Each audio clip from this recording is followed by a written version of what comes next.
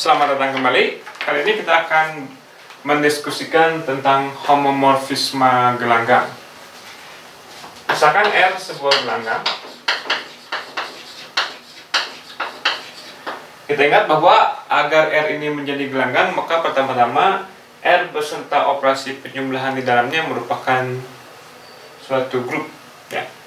Sehingga wajar jika kita ingin mendefinisikan homomorfisme gelanggang, maka si pemetaan tersebut haruslah terlebih dahulu merupakan homomorfisme grup pada grup R dengan operasi penjumlahan.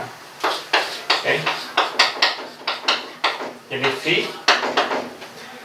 misalkan ini kita punya dua gelanggang dari R ke S, disebut homomorfisme gelanggang.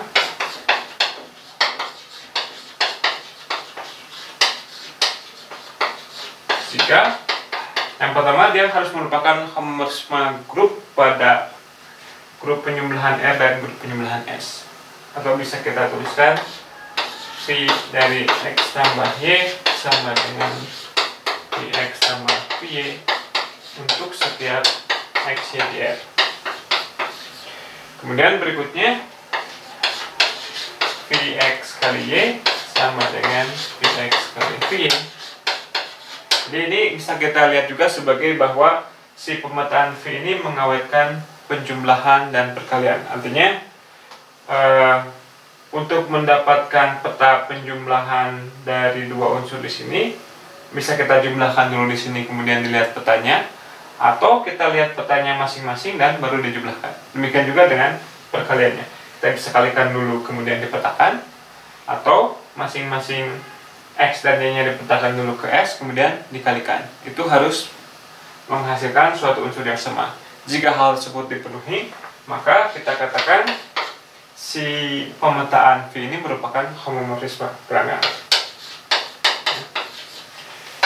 Oke, beberapa contoh. Yang pertama, kita misalkan punya gelanggang R dan S. Kita petakan saja semua R yang ada di R ini ke 0 untuk setiap R. Ya. Ini disebut sebagai homomorfisme 0. Karena bisa kita tunjukkan bahwa ini memang suatu homomorfisme. Jadi kita periksa, ambil X, Y di R, V dari X tambah Y, karena setiap unsur di R dipetakan ke 0 dan X tambah Y juga unsur di R, maka Vx tambah Y sama dengan 0. Lain pihak, Vx ditambah Vy juga sama dengan 0 ditambah 0. Jadi kita simpulkan Vx tambah Y sama dengan Vx tambah Vy. Ya. Nanti Anda bisa periksa dengan cara serupa. Ini detailnya Anda coba sendiri ya, bahwa Vxy sama dengan Vx kali Vy. Homomorfisme yang memetakan semua unsur di satu gelanggang semuanya ke unsur 0 di gelanggang yang lain disebut sebagai homomorfisme 0. Ini disebut hom 0. Ini merupakan salah satu homomorfisme yang trivial. Artinya setiap kali kita punya dua buah gelanggang, pasti selalu kita bisa mendefinisikan homomorfisme yang memetakan semua unsur di sini ke 0. Ya. Oke, kita lihat contoh berikutnya.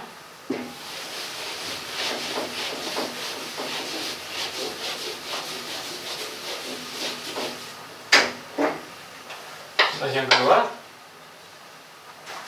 kita punya gelanggang X ini berisi polinom-polinom yang berkoefisien real, ya. Atau mungkin ZX saja, ya. Ini berisi himpunan semua polinom yang mempunyai koefisien bulat, ya. Kita buat pemetaan dari ZX ke Z. Caranya kita kaitkan setiap polinom fx di zx ini dengan nilai dari polinom ini di 0 misalkan. Ya. Oke. Kita cek apakah pemetaan ini merupakan suatu homomorfisme. Yang pertama, kita ambil fg di zx. Oke. Kita periksa v dari fx tambah gx. Oke. Berdasarkan definisi penjumlahan polinom, ini akan sama dengan polinom yang kita peroleh dengan menjumlahkan f tambah g. Ya. Menurut definisi CV ini, setiap kali kita punya polinom, kita kaitkan dengan nilai polinom tersebut di x sama dengan 0. Berarti peta dari f tambah g x ini adalah f tambah g di 0. Menurut definisi f tambah g ini sama artinya dengan f0 ditambah g0. Tapi f0 itu adalah v dari fx dan g0 adalah v dari gx. Oke. Jadi syarat pertama untuk menjadi homomorfisme dipenuhi. Syarat yang keduanya,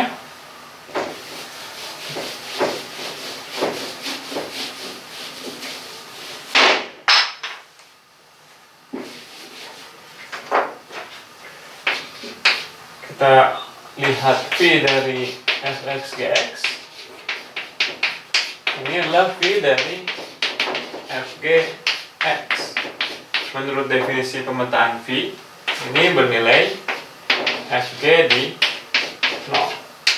Ini sama aja dengan f0 dikali 0, padahal f0 adalah v dari fx dan g0 adalah v dari gx. Ya. Jadi V suatu homomorfisme.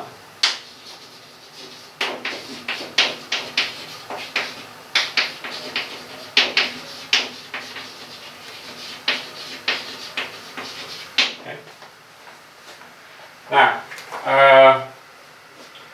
ini kalau kita lihat dengan teliti, apa peranan si 0 di sini? Bagaimana kalau kita gantikan pemetaannya, misalkan memetakan fx ke f2016, kira-kira ada perbedaannya atau tidak? Mungkin Anda coba pikirkan hal tersebut. Ya. Oke, itu contoh yang kedua. Contoh berikutnya,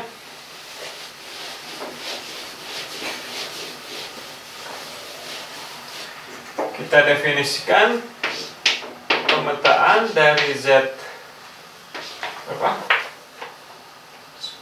Z12 ke Z30 melalui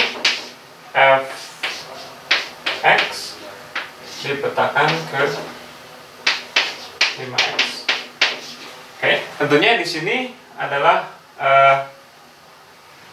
kelas x di Z12 ya. Artinya kita menggunakan modulo 12 di sini dan modulo 30 di sini. Ya. Nah, pertama-tama kita harus periksa dulu. Ingat bahwa kalau kita bekerja dengan pemetaan dari suatu kelas ekivalen, maka kita harus perhatikan, kita harus tunjukkan bahwa pemetaannya tidak bergantung wakil dari kelas tersebut. Kita harus tunjukkan bahwa pemetaan ini terdefinisi dengan baik. Kita harus periksa jika kelas X itu sama dengan kelas Y, artinya jika dua kelas diwakili oleh X dan diwakili oleh Y, harusnya hasil petanya sama. Dan kita harus memastikan bahwa memang hal tersebut berlaku seperti itu. Ya. Misalkan kita punya dua buah kelas yang sama yang mempunyai wakil yang berbeda. Ingat, kapan kedua buah kelas itu sama di Z12? Maka 12 membagi X ini Y. Ya. Di lain pihak kita ingin menyimpulkan bahwa si 5X itu sama dengan kelas dari 5X sama dengan kelas dari 5Y di Z30. Ini yang ingin kita simpulkan. Kita ingin simpulkan di akhir bahwa 5X itu sama dengan 5Y. Kapan kita bisa menyimpulkan hal ini? Kalau selisih dari 5x dan 5y itu habis dibagi oleh 30. 30 membagi 5x min y. Kapan kita bisa punya 30 membagi 5x min y? Kalau 6-nya membagi x min y. Jadi secara mundur kita lihat bahwa kita bisa menyimpulkan bahwa kelas 5x itu sama dengan kelas 5y kalau kita tahu bahwa 6 itu membagi x min y. Tapi bisakah kita memperoleh fakta ini dari fakta bahwa 12 membagi x min y? Ya, tentunya bisa kan? Karena 6 membagi 12 dan 12 membagi x min y, maka 6 membagi x min y. Akibatnya 30 bagi 5 kali x min y, sehingga kita bisa menyimpulkan bahwa 5x sama dengan 5y. Jadi fx sama dengan fy. Ini berarti bahwa si pemetaan f yang kita definisikan seperti ini tuh tidak bergantung kepada wakil dari kelas yang kita pilih. Nah, jadi ini terdefinisi dengan baik si pemetaannya. Oke, mungkin ada baiknya kita membandingkan dengan pemetaan yang tidak terdefinisi dengan baik, ya. Ini kita akan sedikit keluar dari apa yang hendak kita periksa. Kita ingin memeriksa bahwa apakah si pemetaan ini merupakan homomorfisme gelangan atau bukan, ya. Oke. Andaikan bahwa kita mendefinisikannya seperti ini, fx dipetakan ke katakanlah 4x, ya. Apakah pemetaan ini terdefinisi dengan baik? Ya. Oke, kalau kita lihat, agar kita punya ini itu, kita perlu apa? Di Z30 kita perlu bahwa 30 membagi 4x min y. Atau kalau kita sederhanakan 15 membagi 2x min y.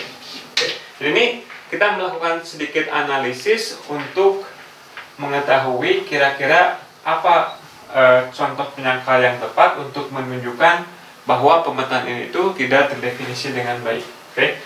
Jadi kita ingin mencari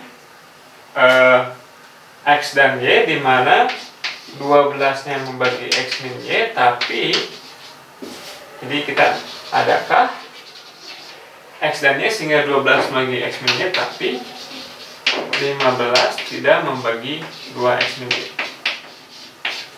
Contohnya apa? Misalkan katakanlah x min y-nya itu adalah 6, misalkan, ya. Kalau x min y-nya sama dengan 6, ini dipenuhi. Kalau x min y sama dengan 6, di sini 15 tidak membagi 12, kan, ya. Oke, jadi kita punya bayangan apa contoh penyangkal yang bisa kita tunjukkan untuk menunjukkan bahwa si pemetaan ini tidak terdefinisi dengan baik, yakni dengan mencari x dan y sehingga selisihnya adalah 6. Oke. Jadi perhatikan bahwa 7 sama dengan 1 di Z12. Oh, maaf, tadi salah, ya. Saya 12 membagi x min y, ya. 12 tidak membagi x min y, tapi kita inginnya 15 tidak membagi 2x min y. Kita ambil x min y nya persis sama dengan 12 saja, ya. X min y nya persis sama dengan 12, maka 15 tidak membagi 24. Oke. Jadi kita ambil misalkan berapa? 13 sama dengan 1. Oke. Di Z12. Tapi kita lihat f dari 13 sama dengan 4 kali 13, 52. Tapi di Z30 52 ini sama dengan 22. Sedangkan F1 sama dengan 4. Tetapi 4 tidak sama dengan 22 di set 30. Ya. Ini menunjukkan bahwa pemetaan fx sama dengan 4x itu tidak terdefinisi dengan baik, karena kita mempunyai kelas yang mempunyai wakil berbeda. Yang ini kelasnya diwakili oleh 13, yang ini diwakili oleh 1. Oke, ini berarti merupakan unsur yang sama di Z12. Kalau dia merupakan unsur yang sama di Z12 dan ini merupakan suatu pemetaan, harusnya kedua unsur yang sama ini dipetakan ke unsur yang sama di Z30. Tetapi si 13 dipetakan ke kelas 22, si 1 dipetakan ke kelas 4, dan kedua kelas ini merupakan kelas yang berbeda di Z30. Berarti pemetaan ini tidak terdefinisi dengan baik.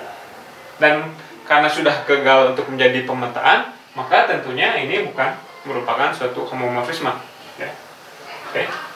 Jadi itu kenapa penting kita untuk memeriksa apakah pemetaan itu terdefinisi dengan baik atau tidak ketika kita bekerja dengan kelas-kelas seperti ini. Kalau kita tidak bekerja dengan kelas, maka kita tidak perlu mengecek keterdefinisian dengan baik seperti yang kita lakukan pada contoh yang ini ataupun yang ini. Nah. Oke, jadi paling tidak kita tahu bahwa si pemetaan ini terdefinisi dengan baik. Oke, kita ingin periksa apakah si F ini merupakan homomorfisme gelandang. Kita ambil XY di Z12. Ya. Oke, mungkin A dan B aja, supaya Anda tidak mempunyai kesan bahwa X dan Y yang diambil di sini itu sama dengan X dan Y di sini. Ya, ini udah betul-betul sembarang dua unsur di Z12. Kita lihat F dari A tambah B. Ini merupakan penjumlahan di Z12. Berdasarkan definisi penjumlahan di Z12, penjumlahan dua kelas A dan kelas B itu sama dengan, hasilnya adalah kelas yang memuat A tambah B. Jadi ini adalah F dari A tambah B. Nah, sekarang berdasarkan definisi dari F, ini nilainya adalah 5 dari A tambah B, sama dengan 5A ditambah 5B. Dan berdasarkan definisi penjumlahan di Z30, ini sama dengan kelas dari 5A ditambah kelas dari 5B. Yang ini adalah FA, yang ini adalah FB. Oke, berikutnya kita ingin memeriksa apakah FA kali B itu sama dengan FA kali FB. Oke. Kalau kita bisa menemukan contoh kelas A dan kelas B yang membuat ini tidak dipenuhi, maka otomatis F-nya bukan homomorfisme gelandang. Ya. Dalam hal ini, mungkin pertama-tama kita katakanlah ingin mencoba secara langsung, betul nggak ini sama dengan FA kali B berdasarkan definisi perkalian, ini sama dengan F kali AB. Oke, ini sama dengan apa?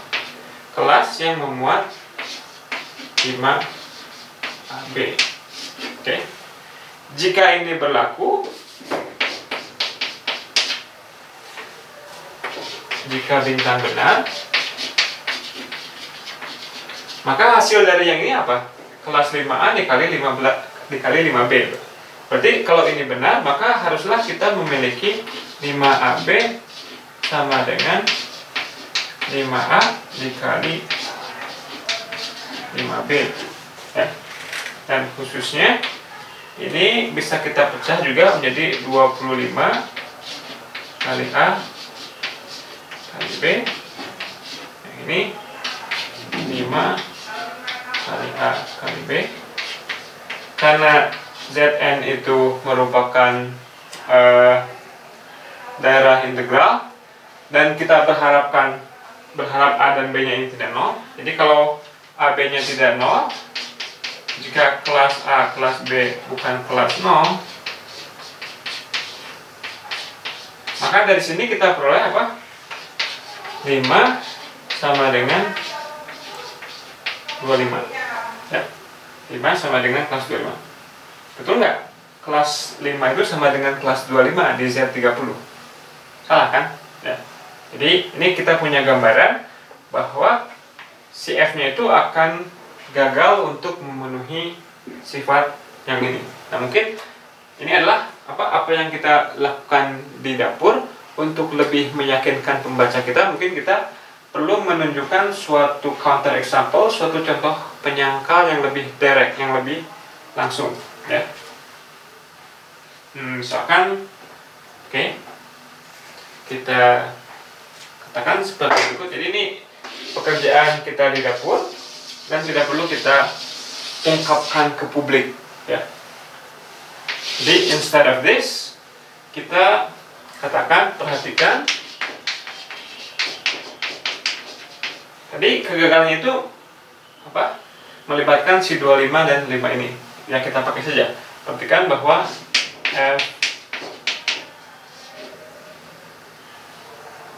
F5 kali 5 ini sama dengan F25, dan 25 itu di Z12 sama dengan 1, dengan F1. Ya. Peta dari 1 menurut definisi sama dengan 5, kelas 5. Di lain pihak, F5 dikali F5 sama dengan 25 kali kelas 25. Ini 25 kali 25 kan 625. 600 itu di Z30 sama dengan 0. Jadi ini sama dengan kelas 25. Ya. Padahal 25 tidak sama dengan 5 di Z30. Ya. Jadi ini menunjukkan bahwa F bukan homomorfisme gelanggang. Tapi sebetulnya contoh ini menunjukkan lebih dari itu. Contoh ini menunjukkan bahwa F merupakan homomorfisme grup jika kita meninjau Z12 dan Z30-nya merupakan grup terhadap operasi penjumlahan. Kenapa demikian? Karena ini berlaku. Karena ini berlaku, si F-nya merupakan homomorfisme grup terhadap operasi penjumlahan, tapi si F-nya itu gagal menjadi homomorfisme ring karena tidak memenuhi ini, salah satunya ini tidak dipenuhi. Jadi ini contoh suatu homomorfisme yang merupakan homomorfisme grup tapi bukan homomorfisme gelanggang. Kalau saja kita hanya ingin menyangkal F ini bukan merupakan homomorfisme gelanggang, kita sebetulnya tidak perlu menunjukkan ini, kita cukup menunjukkan bahwa ini gagal dipenuhi, maka dia otomatis gagal menjadi homomorfisme gelanggang.